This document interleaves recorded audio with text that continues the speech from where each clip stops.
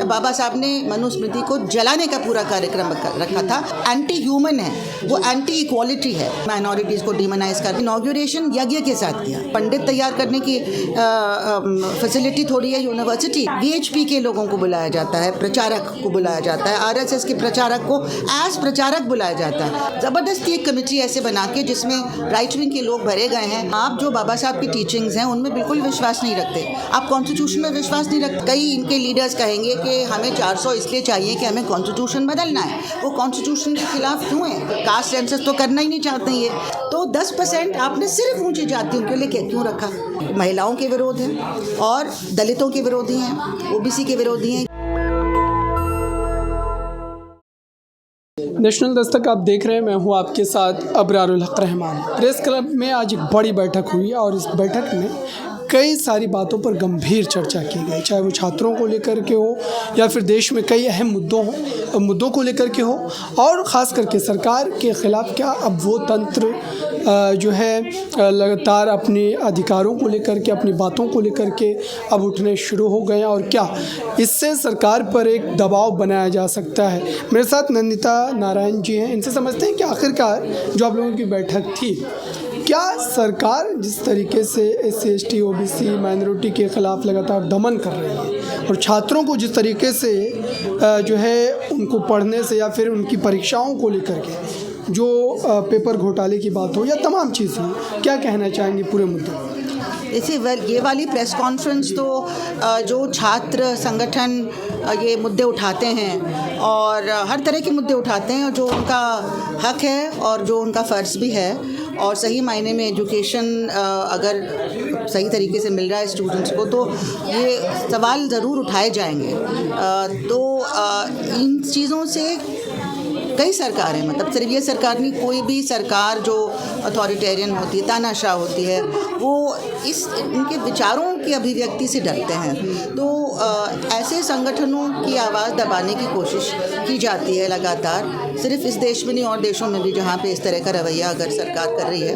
और यहाँ पे भी हम देख रहे हैं कि जो स्टूडेंट ऑर्गेनाइजेशंस जैसे भगत सिंह छात्र एकता मंच लगातार ये सवाल उठाते रहते हैं, चाहे वो हमारे ये NTA का मुद्दा हो, चाहे वो दूसरे तरह के जो यूनिवर्सिटीज़ में जिस तरह से एक बिखराव आ रहा है क्वालिटी को लेके, सिलेबस को लेके, सैफ्रनाइजेशन किया जा रहा है, आइडियोलॉजिकली उसको मैनिपुलेट किया जा रहा है, चाहे रिक्रूटमेंट का सवाल हो, चाहे एडमिशन्स का सवाल हो, जो CUET से काफ़ी बर्बादी आई है, इन सारे मुद्दों पे उन्होंने आवाज़ उठाई है। प्लस जब किसानों का मुद्दा हो या महिलाओं का मुद्दा हो या हमारे जो रेसलर्स का मुद्दा हो, तो वो सारे मुद्दों को उठाते आए हैं। और भी कई छात्र संगठन हैं। तो इस बार बहुत ही शॉकिंग हमें लगा, हालांकि ये होता आ रहा है। पहले भी यूनिवर्सिटी में कोई भी बैठक हो रही है, कोई अगर प्रोटेस्ट हो रहा है जो उनका हक है, तो वहाँ पे आके डिस्टर्ब कर दिया जाता था, पुलिस को बुलाया जाता था, लोगों को डिटेन 5 मिनट के अंदर डिटेन करके पुलिस स्टेशन ले जाते थे। तो ये तो यूनिवर्सिटीज़ पे ख़ास एक वो पुलिस की एक्टिविटी बढ़ गई बहुत ज़्यादा। और एक उन्हीं के आइडियोलॉजिकली सिंपैथेटिक ऑर्गेनाइजेशन ABVP के साथ ऐसा कुछ नहीं हुआ। उनको तो पूरे सिस्टम में जहाँ पे भी जगह चाहे मीटिंग कर सकते हैं, चाहे वो कोई मतलब जागरण हो या पूजा हो या कोई भी एक्टिविटी हो उनकी अपनी आइडियोलॉजी के मुताबिक। तो ये एक बाकी जो सत्ता को सवाल पूछने वाले संगठन, उनके खिलाफ कार्यवाही करना, और स्टूडेंट्स को जो यंग होते हैं, जब तक वो सवाल पूछने की उम्र होती है, उनके कॉलेज में जाके एग्ज़ाम के दौरान उनको उठा के पुलिस के पास ले जाना, बैठाना, क्वेश्चनिंग करना, घंटों तक बैठाना, तंग करना कि फैमिली को भी हम UAPA उनके खिलाफ लगा देंगे, ये धमकाना, डराना, ये सारा काम जो शुरू हो गया उसकी मैं कड़ी निंदा करती हूँ। दिल्ली यूनिवर्सिटी में इस समय ख़ास तरीके की चर्चा है मनुस्मृति के सिलेबस में शामिल किए जाने को लेकर के। LLB फैकल्टी में क्या है आप लोगों की राय? क्या जानबूझ करके एक मानसिकता के तहत जो है शिक्षा व्यवस्था को भी भंग करने की कोशिश? हाँ बिल्कुल, और ये सिर्फ पहली दफ़ा ऐसा नहीं हो रहा है। आज मैं आपको बता दूं कि एकेडमिक काउंसिल की मीटिंग चल रही है जिसमें बहुत साथियों ने ये बात उठाई है कि ये नहीं होना चाहिए, और वाइस चांसलर ने कुछ अश्योरेंसेस भी दिए थे कि इसको हम हटा देंगे। लेकिन ये कोशिश हुई, और क्योंकि बहुत ज़्यादा विरोध हुआ इसके खिलाफ, तो शायद उसको अभी पीछे कर लेंगे। लेकिन इस तरह की और एक्टिविटीज़, चाहे एक कोशिश की गई थी कि ब्राह्मण्स ऑफ डीयू की एक मीटिंग की जाएगी, प्रॉपर पोस्टर निकला, जगह दी गई उनको मीटिंग करने के लिए, फिर क्योंकि विरोध हुआ तो शायद उसको कॉल ऑफ कर लिया गया। लेकिन एक सेंटर फॉर हिंदू स्टडीज़ शुरू किया गया, जहाँ पे हमने कहा कि जब ऑलरेडी एक मेजॉरिटेरियन पूरा एक जो विवाद, जो क्या कहते हैं, संवाद फैलाया जा रहा है, नैरेटिव, जिसमें माइनॉरिटीज़ को डिमोनाइज करना एक गलत तरीके से हमारे कॉन्स्टिट्यूशनल नॉर्म वैल्यूज़ को चैलेंज करते हुए, तो ये गलत होगा करना। लेकिन चलिए आप करें भी तो उसको क्रिटिकली पढ़िए ना। कोई भी स्टडीज़ हो आप उसको यूनिवर्सिटी में तो क्रिटिकली पढ़ना चाहिए। ऐसा नहीं है, वहाँ पे इन्होंने उसका इनॉग्रेशन यज्ञ के साथ किया और उसमें सब आहुति दे रहे हैं, तो ये तो अनक्रिटिकल एकदम। आप पंडित तैयार करने की फैसिलिटी थोड़ी है यूनिवर्सिटी, उसके लिए बहुत सारी और जगह है। यहाँ पे आप कोई भी फील्ड ऑफ स्टडी है, कोई भी रिलीजियस फिलॉसफी है, उसको आप अगर क्रिटिकली पढ़ें, जैसे हम फिलॉसफी ऑनर्स में और एमए में हर तरह की फ़िलासफ़ी पढ़ी जाती है, उसमें हिंदू फिलॉसफी के भी गीता है, कई चीज़ें, लेकिन उनको क्रिटिकली देखा जाता है कि इसके बारे में गांधी ने ये कहा, अम्बेडकर ने ये कहा, राधा कृष्ण ने ये कहा, फलाना धमाका ने ये कहा, तो वो अलग चीज़ है, फिर आप अपनी राय भी बना सकते हैं। लेकिन यहाँ पे कोई क्रिटिकल इवैल्यूएशन का सवाल नहीं था। तो ये जो सैफ्रनाइजेशन का दौर चल रहा है, आप देखेंगे कि यूनिवर्सिटी के हर फंक्शन में ऑफिशियली वीएचपी के लोगों को बुलाया जाता है, प्रचारक को बुलाया जाता है, आरएसएस के प्रचारक को एज प्रचारक बुलाया जाता है। ये नहीं कि वो डॉक्टर हैं या इंजीनियर है, कोई और है तो हम उनको बुला रहे हैं और वो आरएसएस भी हैं, नहीं। उनका सिर्फ एक ही क्रेडेंशियल है कि ये आरएसएस के प्रचारक हैं या वाइस प्रेसिडेंट हैं इस ब्रांच के। तो एक पर्टिकुलर आइडियोलॉजिकल फिलॉसफी को ये थोपा जा रहा है ऑफिशियल बॉडीज़ में। यूनिवर्सिटी टैक्स पेयर्स के पैसे से चलती है, तो हमारे कॉन्स्टिट्यूशन में किसी एक धर्म को आप इस तरह से इम्पोर्टेंस नहीं दे सकते। आप सबको दीजिए या किसी को मत दीजिए, तो आपको इससे दूर रहना चाहिए। लेकिन यहाँ पे एक ही तरह के आइडियोलॉजिकल डिस्पेंसेशन को इस तरह से पॉलिटिकली मिसयूज़ करके ये ऑफिशियल प्लेटफॉर्म्स को, पब्लिक मनी को ये किया जा रहा है, और हर कॉलेज में हो रहा है, हर यूनिवर्सिटी के फंक्शन में हो रहा है। बहुत ही अनफॉर्चुनेट बात है ये। और कभी हमारी हिस्ट्री में सरकारें आई हैं, गई हैं, बहुत तरह की सरकारें आई, वाजपेयी की सरकार भी आई थी, तब भी हमने इस तरह की चीज़ नहीं देखी थी। ये अब हो रहा है कई सालों से। मनुस्मृति के लागू किए जाने की बात को कहना ही लोकतांत्रिक व्यवस्था में एक बड़ी बात है। कांग्रेस पार्टी SC/ST विंग के बड़े चेहरे माने जाते हैं। उन्होंने ये साफ तौर पर कहा है कि भले इसको लागू किया जाए ना किया जाए, लेकिन जिसने ये मांग की है उसके खिलाफ FIR होनी चाहिए। किसने मांग की है मतलब? SC/ST कांग्रेस विंग के एक बड़े चेहरे हैं, उन्होंने मांग की है कि वहाँ पे ये पढ़ाया, मांग की है, हाँ, कि ये पढ़ाया जाए, उस पर FIR हो। मांग बिल्कुल अपनी जगह जायज़ है, क्योंकि ये हमारे कॉन्स्टिट्यूशनल वैल्यू से खिलाफ है। हालांकि मैं ये सोचती हूँ कि मांग रखने में ऐसी कोई बात नहीं है, लेकिन यूनिवर्सिटी ऑफिशियल्स, जिनकी जिम्मेदारी है कि ऐसी चीज़ आगे ना आने पाए, उनकी जिम्मेदारी है कि ये कैसे यहाँ तक आया कि कमेटी ऑफ कॉसेज ने इसको रेकमेंड किया, है ना। ये बहुत सीरियस बात है, और क्योंकि शोर मचा तो अब जल्दी जल्दी उन्होंने कहा कि ठीक है हम नहीं करेंगे। लेकिन वैसे इस चीज़ को इनकरेज किया जाता है ऑफिशियल सोर्सेज से भी। आप देखेंगे किस तरह से जो सिलेबाई में इंटरफियरेंस था, कि वाइस चांसलर खुद कहते हैं एकेडमिक काउंसिल मीटिंग है कि गालिब को हटा दिया जाना चाहिए, गालिब को हटा दीजिए क्योंकि वो एंटी नेशनल थे। अब ये होते कौन है तय करने वाले कि एंटी नेशनल थे? जिन्होंने सारे जहाँ से अच्छा हिंदुस्तान हमारा लिखा है, और उनकी पूरी हिस्ट्री को जाने बगैर आपने ये तय कर लिया, क्योंकि एक राइट विंग का एक प्रोपेगेंडा चलता है, नैरेटिव चलता है कि वो एंटी नेशनल है ना।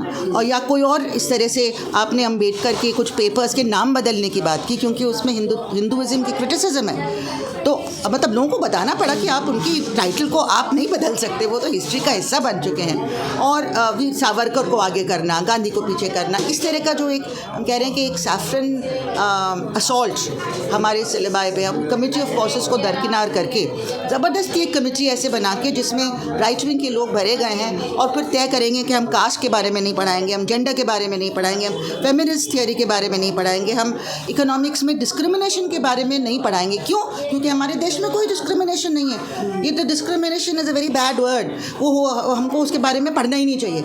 तो आप किस दुनिया में रह रहे हैं? आप लोगों को बताना चाहते हैं कि हिंदुस्तान में हज़ारों सालों से इनइक्वालिटी नहीं है और अभी भी थ्राइव नहीं कर रही है। आप क्या कहना चाहते हैं कि सब कुछ बहुत बढ़िया हो रहा है, यहाँ पे कोई इनजस्टिस नहीं हो रहा है? तो कौन इस बात को मानेगा? और जब आपके जो लीडर्स हैं यूनिवर्सिटी के एग्जीक्यूटिव में जो बैठे हैं टॉप पे, वो ऐसी बात करेंगे तो आपकी तो पूरी दुनिया में आपका मजाक उड़ेगा। मैम एक सवाल है कि SC/ST OBC माइनॉरिटी को क्या जानबूझ करके जो है मनुस्मृति के लागू करने की बात इसलिए भी कर रहे हैं वो, ताकि इनको से जो है शिक्षा व्यवस्था में हाशिए पर पहुंचा दिया जाए। चूँकि महिलाओं को लेकर के, दलितों को लेकर के किस तरीके की चीज़ें हैं लिखी हुई, ये सभी को पता है। तो क्या ये भी एक मंशा, एक मकसद है? बिल्कुल है। आप देखिए कि दोहरी ज़बान में हमेशा बोलते हैं ये लोग, ऊपर से दिखाने की कोशिश करेंगे कि नहीं हम तो बहुत प्रो रिजर्वेशन हैं, हमने अपने कैबिनेट में इतने OBC रख लिए। आप कोऑप्ट कर लेते हैं लोग, आप कॉप कर लेते हैं कुछ लीडर्स को और फिर वो लीडर्स अपनी कम्युनिटी के लिए कुछ नहीं करते, उंगली नहीं उठाते। लेकिन आप जो बाबा साहब की टीचिंग्स हैं उनमें बिल्कुल विश्वास नहीं रखते, आप कॉन्स्टिट्यूशन में विश्वास नहीं रखते। आप अगर 49 के ज़माने में जो भी डिबेट्स हुए हैं पार्लियामेंट में, उस टाइम पे आप देखेंगे कि इनकी क्या पोजीशन थी कि हमारे यहाँ तो मनुस्मृति लागू होनी चाहिए, शुरू से थी। बाबा साहब ने मनुस्मृति को जलाने का पूरा कार्यक्रम रखा था, क्योंकि वो एंटी ह्यूमन है, वो एंटी इक्वालिटी है, वो एंटी हमारी सोसाइटी के जो बेसिक कॉन्स्टिट्यूशनल जो नॉर्म्स हैं उसके अगेंस्ट है वो। तो इन लोगों ने जो एक पर्टिकुलर विचारधारा के लोग हैं उन्होंने हमेशा इस बात को रखा, और उनके लोग बीच बीच में बोलते रहते हैं अब रिजर्वेशन को रिव्यू करना चाहिए। आप सुनते हैं होंगे, बीच बीच में बोलते रहेंगे, और कई साथी इसमें से कहेंगे, कई इनके लीडर्स कहेंगे कि हमें 400 इसलिए चाहिए कि हमें कॉन्स्टिट्यूशन बदलना है। वो कॉन्स्टिट्यूशन के खिलाफ क्यों है? क्योंकि उसमें एक हक दिया गया है दबे कुचले लोगों को, जो ये उनसे छीन लेना चाहते हैं, जो दोबारा अपनी ब्राह्मणिकल सुप्रेमेसी में जाना चाहते हैं और राज करना चाहते हैं कि सारे रिसोर्सेज हमारे मुट्ठी भर लोगों के पास होने चाहिए, इनको नहीं मिलने चाहिए। तो वो जो अट्रॉसिटीज़ है वो चलती रहेंगी। तो इस तरह से जब 200 पॉइंट रोस्टर को बदल के एकदम से डिपार्टमेंट वाइज रोस्टर कर दिया इन्होंने, हमारी यूनिवर्सिटी में बहुत साल बाद एक्चुअल मायने में रिजर्वेशन टीचिंग पोस्ट में लागू हुआ था। और फिर वो UGC ने कहा था UPA के ज़माने में कि 200 पॉइंट रोस्टर पूरा college as a unit, university as a unit लेके चलेंगे, नहीं तो रिजर्वेशन ना के बराबर होता है। तो वो आया 2013 में। उसके बाद ये लोग जब आए तो इन्होंने उसको बदलने की कोशिश की। जब 2017 में UGC ने लिखा कि अब आपको डिपार्टमेंट वाइज करना है, डिपार्टमेंट छोटा सा होता है, हमने कैलकुलेट किया पूरे देश में कि ऑलमोस्ट ज़ीरो हो जाएंगे रिजर्व पोस्ट ST के लिए, और बहुत ही कम हो जाएंगी SC के लिए, और OBC के लिए थोड़ी सी हो जाएगी। तो बहुत भारी नुकसान होने वाला है। तो बड़ा अभियान चला।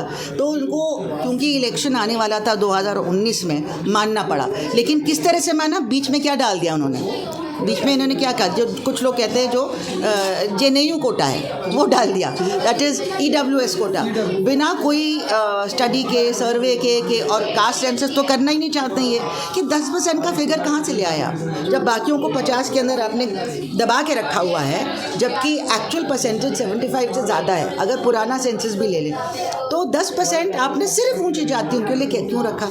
ये कहाँ से आया फिगर? और अनफॉर्चुनेटली सुप्रीम कोर्ट ने भी इसको स्ट्राइक डाउन नहीं किया। तो इस तरह का इनका हमेशा दोहरा रवैया रहा है, और असली जो मंशा अंदर से है वो है ब्राह्मणिकल। इनकी लीडरशिप को देख लीजिए, जो इनकी टॉप लीडरशिप है, वहाँ पे सिर्फ जो बहुत ही टॉप क्लास के ब्राह्मण माने जाते हैं उन्हीं को अलाउ होता है कि वो उनकी लीडरशिप में जाएं। तो इनका तो शुरू से ही ये है, महिलाओं के विरोध है और दलितों के विरोधी हैं, OBC के विरोधी हैं, क्योंकि उनको वो निचला समझते हैं कि अंदर नस नस में भरा हुआ है। तो बाकी सब दिखाने के लिए, क्योंकि सत्ता आपको हथियानी है, तो लोगों को बेवकूफ़ बना के रखना पड़ेगा, तो ऐसे लोगों को अपने साथ कर लेते हैं। चलिए, बहुत बहुत शुक्रिया कीमती समय देने के लिए। तो ये सारी बातें हैं, और इसको लेकर के अब जो है समाज जाग रहा है। समाज अब पूरी तरीके से इन मांगों को लेकर के जो है सड़कों पर निकलने को तैयार है। दिल्ली यूनिवर्सिटी में मनुस्मृति को सिलेबस का हिस्सा बनाए जाने को लेकर के जो मांग रखी गई LLB फैकल्टी में, दरअसल उसको लेकर के अब मामला गहराता चला जा रहा है। हालांकि शिक्षा मंत्री धर्मेंद्र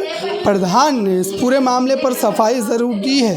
और कुलपति ने इस पूरे मामले पर यह भी कहा है कि इसे शामिल नहीं किया जाएगा। लेकिन सवाल यह है कि इस तरीके की मानसिकता के साथ लोग अपनी बातों को कैसे यूनिवर्सिटी के सिलेबस में शामिल किए जाने पर चर्चा तक कर रहे हैं, क्योंकि लोकतांत्रिक व्यवस्था में अगर मनुस्मृति को लेकर के फिर से मामला उठ रहा है तो जाहिर सी बात है कि गंभीर है, लोकतंत्र के लिए खतरा है। इस पूरी बातचीत पर आप क्या सोचते हैं कमेंट बॉक्स में ज़रूर बताइए। कैमरामैन शरवण के साथ मैं अबरारुल हक रहमानी, नेशनल दस्तक के लिए।